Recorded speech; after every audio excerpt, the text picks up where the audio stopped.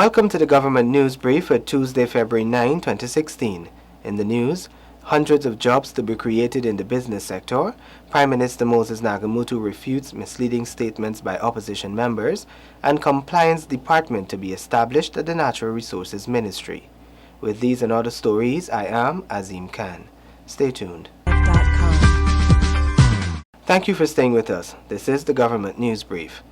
The Ministry of Natural Resources and the Environment would soon establish a compliance department to ensure effective management of Guyana's natural resources. Here's that story.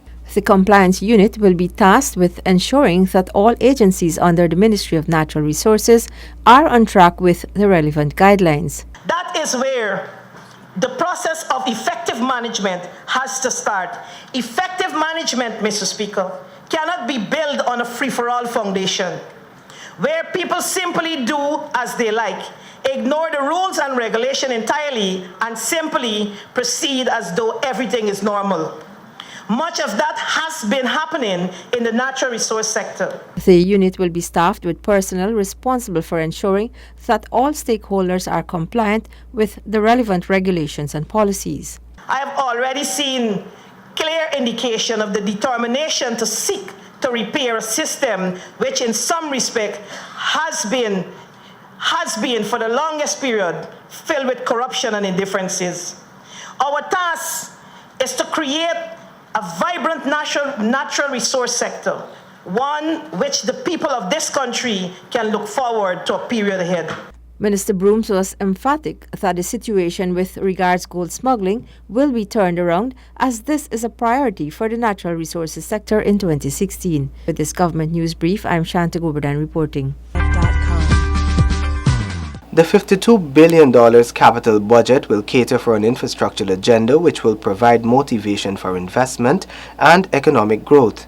Business Minister Dominic Gaskin explains how this will become a reality. Approximately 1,500 jobs will become available for Guyanese, with the $212 million allocated in the 2016 budget for fixing and developing industrial estates.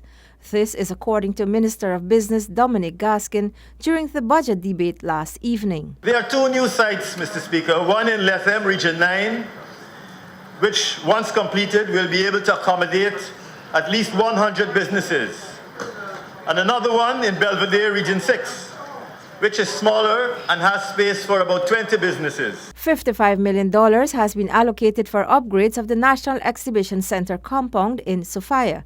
This will provide a new stage, drains, trestle, and an almost new building. These could be ready for use for GAIExpo in 2016, in May of this year, possibly saving millions of dollars in tent rentals. The improved site will allow that facility to be better utilized throughout the year and to earn revenues for our government. The Collingen Estate East Coast Demerara will also be refurbished. Additionally, 3 of the 4 rural enterprise development projects will be completed by June 2016. These are just some of the plans to create investments in Guyana's economy, which will enhance employment opportunities for Guyanese. With this Government News Brief, I'm Shanta Goberdan reporting. Several misleading statements made in the National Assembly last evening by members of the opposition are untruths and intended to mislead the National Assembly and Guyanese. So says Prime Minister Moses Nagamutu. The Prime Minister contended that there is no record of the coalition government promising to give $6,000 to $7,000 per bag for paddy to rice farmers. He'll have to produce that record as a record of the coalition. I think he invented the figure, and he probably trying to confuse people as regards what is the state of the rice industry. The downward growth of the economy with a reduction in the direct foreign investment was also refuted. The Prime Minister explained that the House was only being misled by false figures. This slide had started on the PPP. In 2013, it was $200 million US. it was 165, then 200 million. And also, when you look at the amount of direct foreign investment in Guyana between 2006 and 2012, a 6-year period, it will show that in excess of 265 billion Guyana dollars, according to those figures, would have come into the economy. Now, where has that money been spent? The Prime Minister believes that there is a deliberate attempt by the opposition members to mislead the National Assembly in an attempt to build hostile propaganda against this government.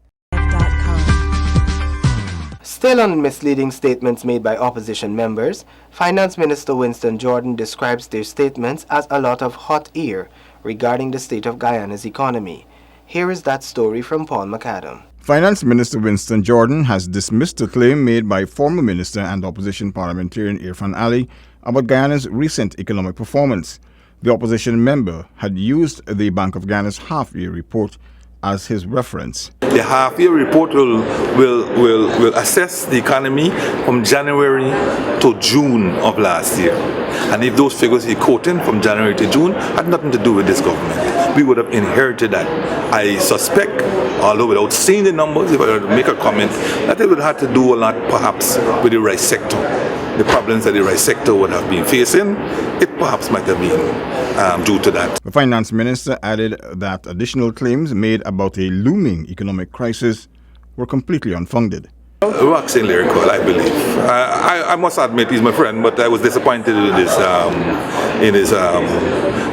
speech. I don't know if it's a sign that there was not much to say about the budget, but I thought he would have come with a bit more aggression and a bit more, fire in the belly as the opening speaker. But I must admit I was a bit disappointed. There's no looming crisis, and he knows so. 4.4% growth, we're looking at that as the minimum we will see this year.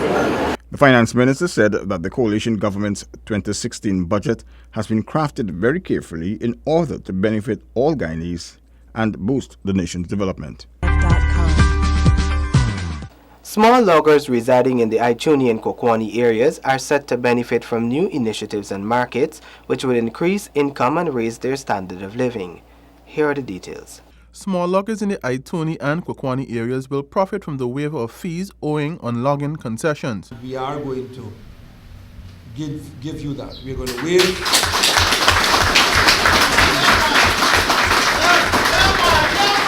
So what we need is to do the assessment. I can't tell you how much, but at least it's not going to be a 5% or a 10%.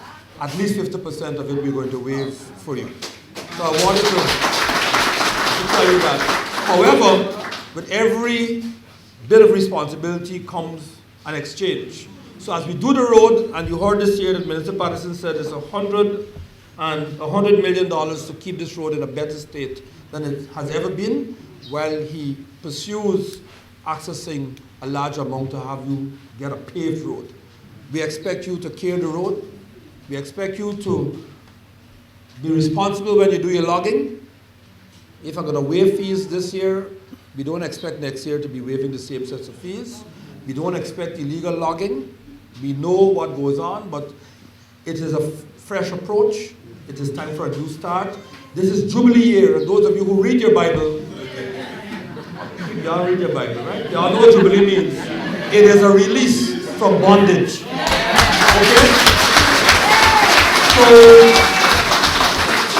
in this year, 2016, we are not looking backwards at who did what wrong. We are looking forward. And so if we are going to say, you get your release, you get your freedom, you get a new start, we expect you, on the other hand, to abide by the laws of Guyana.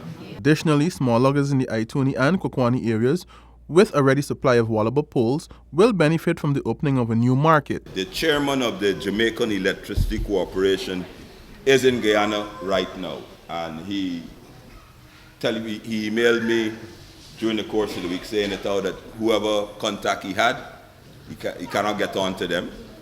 I checked with GPL, in the end I asked them who actually supplies you all with wallable poles.